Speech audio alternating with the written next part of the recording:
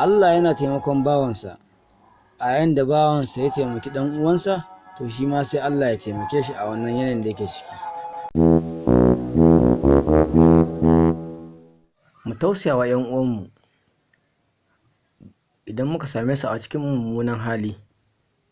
Don haka 'yan uwa mu taimaka mu yi addu'a Ubangiji Allah ya ba wa kowa nasara a rayuwarsa.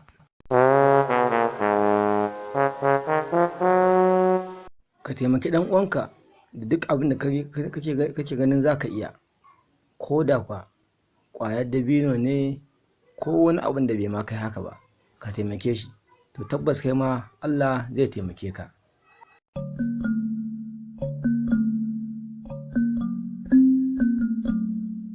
Ka yi tunani mai kyau wajen tallafa ɗan uwanka, kar ka ga cewa shi yana cikin wani yanayi ka ce za ka kyale shi. Ku duba ku gani, ɗan uwansa ya taimaka, amma kuma hakan sai da aka raya musabiha domin a inganta sallama, daga baya taimake shi da abin da ya ga zai iya.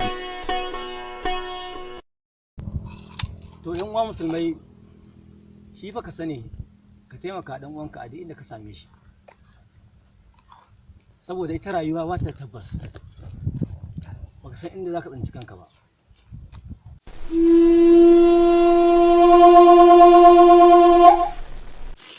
Kwarai da gaske, zancen haka yake, domin kuwa idan ba a ba hankali ba za a zo ana zub da hawaye. Ita duniya kamar sahun keke ne, inda ta gaba taka, to tabbas ta baya ma nan za ta taka. Don haka mu bi a hankali, mu kiyaye. Ubangiji Allah ka taimake mu a duk inda muka tsinci kanmu, ko da kwa a dajin da za mu ihu ne babu kowa, mun san kana nan Allah.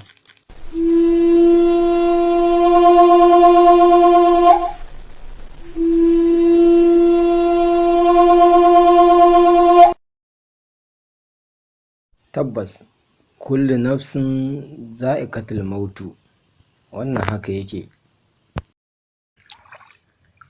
To wai dan Allah musulmai, menene yake shiga mana cikin zuciyarmu ko kuma cikin rayuwarmu ko kuma cikin fargonmu ko kuma cikin tunaninmu da zai kasance wai kaga mutum ɗan ƙaninsa yana cikin fama da shan wahala, so da me mahaifinsa ya riga ya mutu,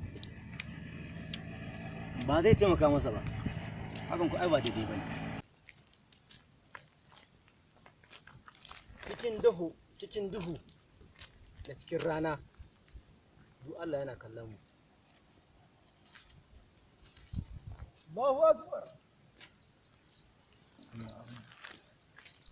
Kada ganin cikin dare ne ka ce bari ka yi abin da ka ga dama, to tabbas Allah yana ganin ka, yana ganin mu, kuma yana ganin ku. Ita gaskiya ɗaci gare ta, muddin za ka faɗi gaskiya to za ka yi baƙin jini a wajen mutane. Amma me, kai dai kai abinka course of Allah, ka yi domin Allah. Mu a kullum burinmu, muradinmu, mu fatanmu shi ne nan a gane mutane da Allah, a so ƙaunar juna, a so juna.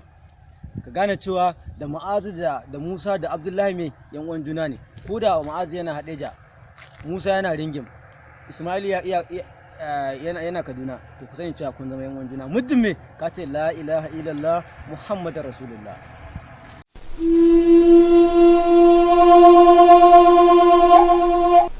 Duk abin da za ka kulla cikin dare ko a cikin rana, Allah ya riga ya sani. Kar ka ce za ka zalunci ɗan adam, mu da mu ji tsoron Allah kawai. Haka ne, saboda ko da kana Kaduna, kana Makka, kana Madina, kana China da India, in dai mutum ya ce la ilaha illallah Muhammadar Rasulullah, ya zama musulmi a kullum musulmi. Ba sai an samu blood relationship ba sai wannan ba. Ku yi haƙuri fa, ina yin abun ne da faɗa, wasu ba sa ɗaukar shawara sai ka yi faɗa.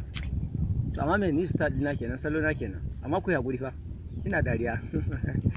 To don haka 'Yan uwa maza da mata, yara da manya, tsofaffi da samari da 'yan mata, mu kasance masu haƙuri, mu kasance masu taimaka juna, mu kasance masu taimaka iyaye, mu kasance masu taimaka addini a duk inda ka samu kanka. Na gode. Mu daure, mu yi haƙuri, mu jajirce, mu so 'yan uwanmu. Mu yi haƙuri, abun nan da ake cewa a yi haƙuri, inna Allaha ma sabirin, mu daure mu yi. In dai ka yi haƙuri, ka riga ka gama da wani wahalar duniya. Haƙuri shine maganin komai. In dai ka rasa haƙuri a wannan duniya da kake ciki, to ka zama sai dai inna lillahi wa inna ilaihi raji'un.